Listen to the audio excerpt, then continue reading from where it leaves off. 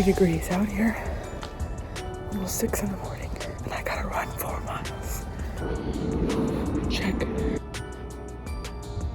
Wow. That's a lot of Christmas lights.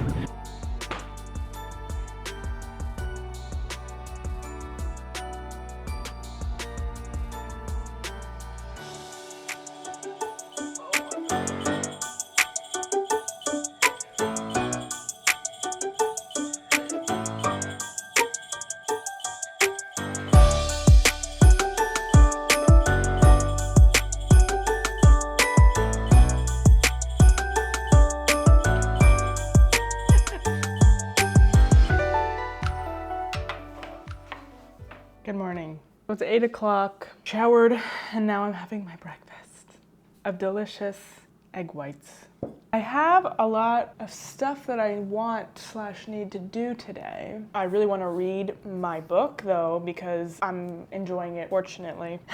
But I also want to start decorating for Christmas because it's December and I have work I need to do, and I'm even eating dinner with a friend tonight, which never happens. So I have to start thinking about what I'm wearing at 8 o'clock this morning.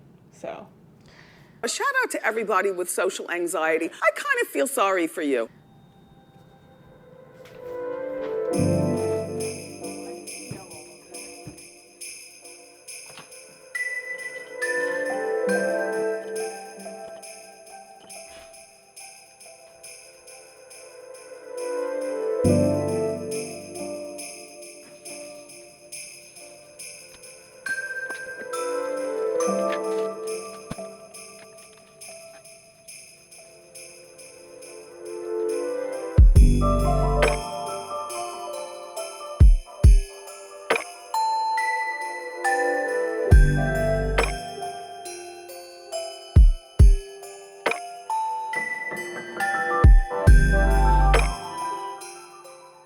This is gonna seem kind of random, as if this whole thing isn't random, but I'm running a 5K this Saturday, and I'm really excited about it. It's so crazy how your fitness can change so drastically over not really that long of a period. So this is gonna be our second winter in this spot, and last winter, I guess they do this most years, but last winter they had to sign up in the gym that was for like a Santa shuffle or whatever they call it, and it's just like a 5K, and you just like donate $10 for Toys for Tots or something, and you run this 5K. And last year my husband made a joke. Well, I don't think it was a joke, but he said we should run it, and I was like, are you joking? Neither of us run, you know, and we're not runners. And he probably would have been fine, but I was like, there's no way I can run 3 miles. And then at the beginning of this year, I started running a mile occasionally, and it sucked, and I was sucking wind, and it was not fun. And so, yeah, I was like, there's no way, there's no chance I can run 3 miles right now. Like, I haven't run a 5K since I was in elementary school. I was not a runner.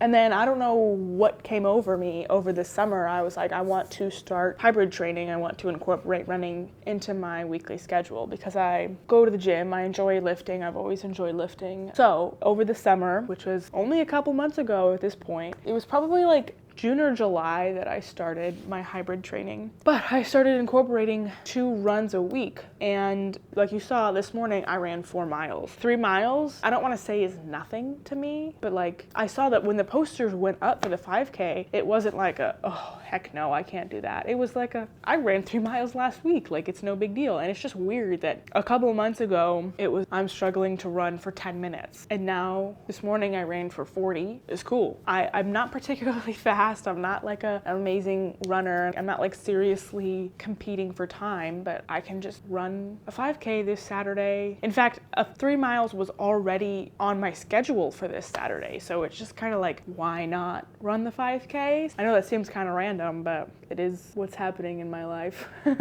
But anyway, talking about something that I have talked about previously is books. So all my motivation to read flew out the window in November, but it's December, and I just put down Nicholas Nickleby. I said, I can't, this is killing my vibes. Nothing against the book, okay? I haven't formed any thoughts about it, but it was just killing my reading consistency. So I picked up something that I knew I was excited about, and there's a much higher potential that I'm going to enjoy. But I talked about it in my last reading vlog. I'm about 30% of the way through The Running Grave, and it's really interesting. I'm actually really excited about it, and I just want to read it. So that's good. That's the goal, is to want to read and to read things you enjoy, right? This is the 7th book in the series. I swear I'm the only person reading this. I've never seen anybody talk about this, and that's fine. It's nothing earth-shattering. It's not mind-boggling. It's not revolutionary. It's not extremely unique. It's just a detective mystery story with an underlying romance between the two main characters. Like,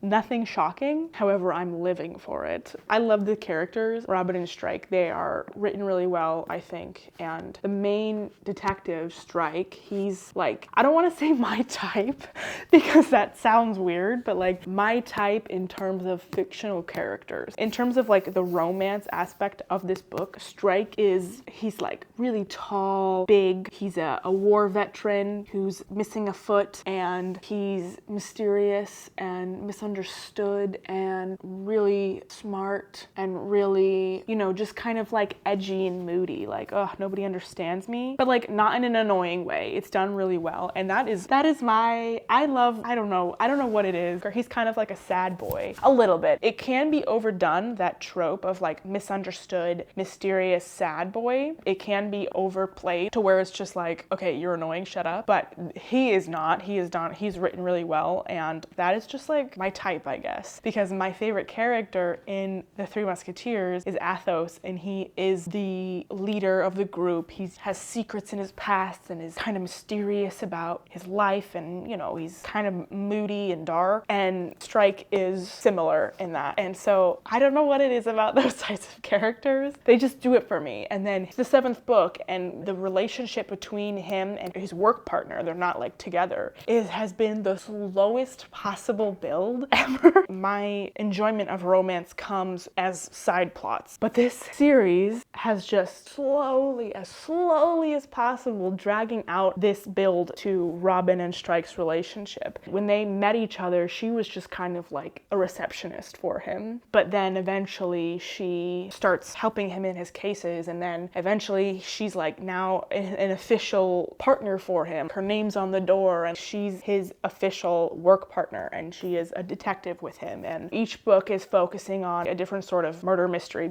This book is dealing with a cult. A family has hired Strike and Robin to see if their son is still in there. Their son went in years ago, and you know, because it's a cult, they've lost all contact with him, and basically they're hiring them to find out about their son, to try and get him out of the cult, see if he's even still alive. How could they possibly do that other than having Robin go undercover and actually enter the cult? And that's very stressful. Like I said, 30% of the way through, and Robin has been indoctrinated into the cult now, and she's been there for over a week. It's interesting reading about the way the cult functions, because it's one of those things where looking at it from the outside, it's unbelievable how these people could fall for it, could get so wrapped up into it and agree with what the cult's doing. But I guess it's one of those things where it's like, well, if you haven't been exposed to it, you don't know what it's like, sort of thing. I don't know.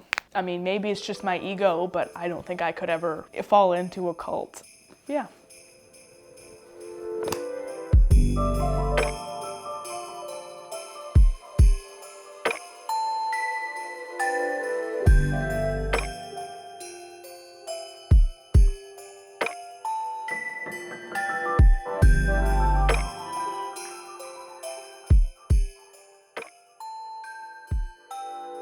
I know I said I was running a 5K this weekend, but I haven't actually registered for it yet. So I'm walking to Clubhouse to try and register. I have no idea the staffing hours of this Clubhouse, so I don't know if anyone's even gonna be there. It's like midday. I feel like somebody should be there, but we'll find out. Hopefully I register for the race. Success. We are officially, well, I am officially registered to run 5K this weekend. So I signed up on a little sheet of paper. I was like, I didn't know if there was like a deadline or anything because I was like, that's a couple days away. I didn't know how big this event is. I don't know. There was like maybe 10 names on the registration sheet. So, I mean, obviously there's still time for people to register, but that's okay. We'll see. Less people, the higher the chance that I will win. No, I have no strong desire to win. Obviously it would be cool, but like I said, I'm just running for fun, okay? For fun.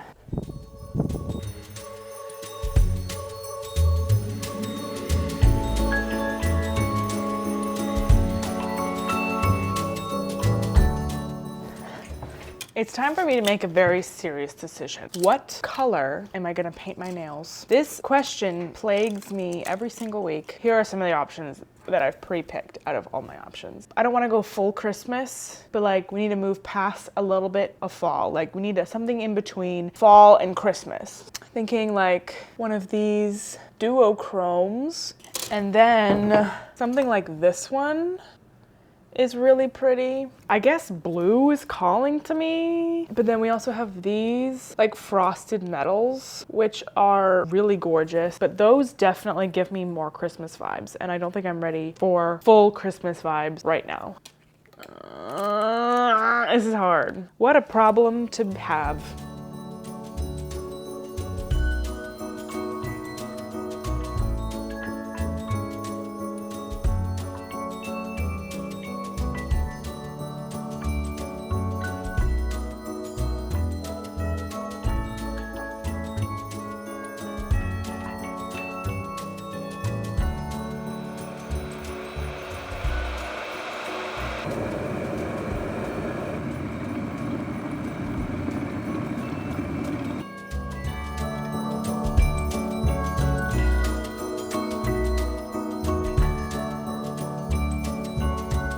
Good morning.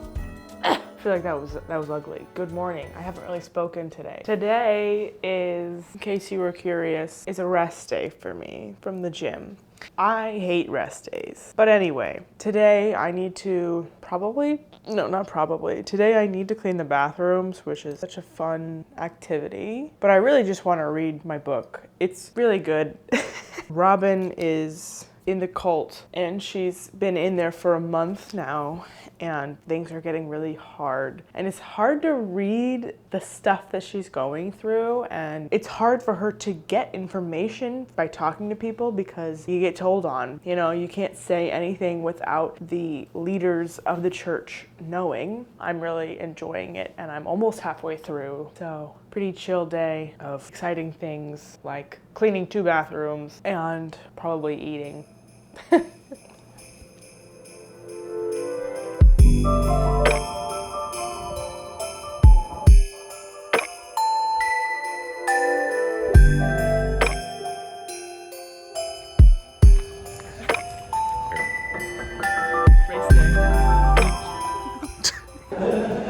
Half an hour till the race. Turns out 60 people signed up. That's pretty good. So my chances of winning are plummeting. And I'm nervous. All right. All right, guys, we're gonna